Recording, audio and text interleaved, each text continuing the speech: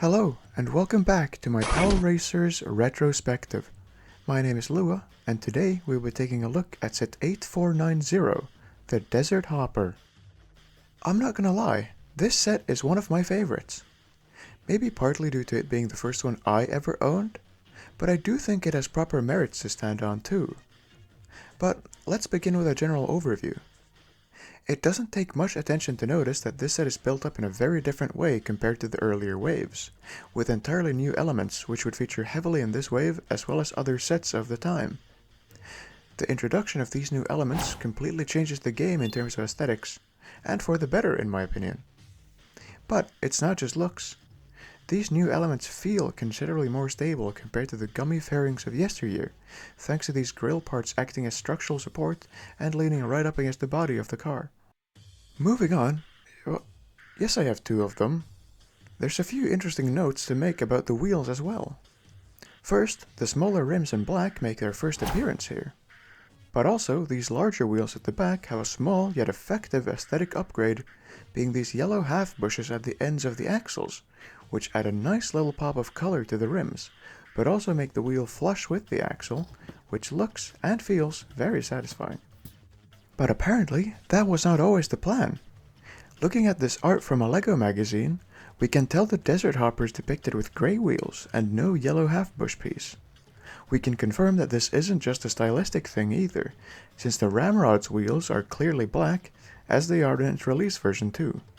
The same also applies for the Mudhopper and Ring of Fire.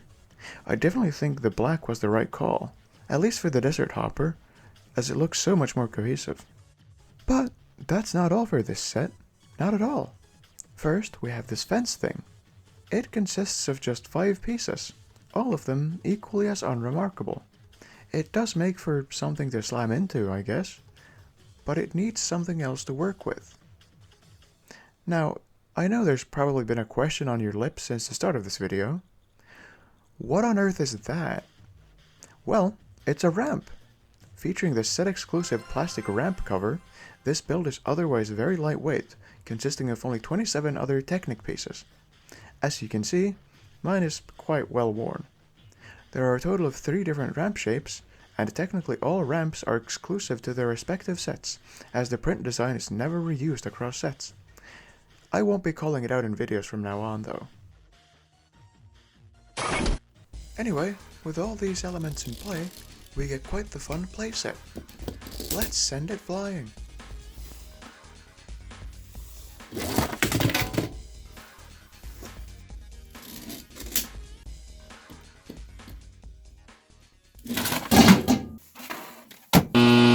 Oh, and before I cap this video off, I did also manage to snag the store display. I honestly had no idea this thing existed. It runs off of 9-volt batteries and features light and sound. Awesome stuff.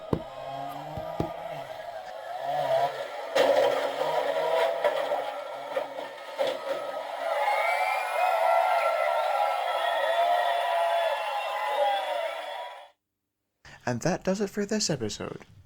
Tune in again next time as we make our way further down the racetrack.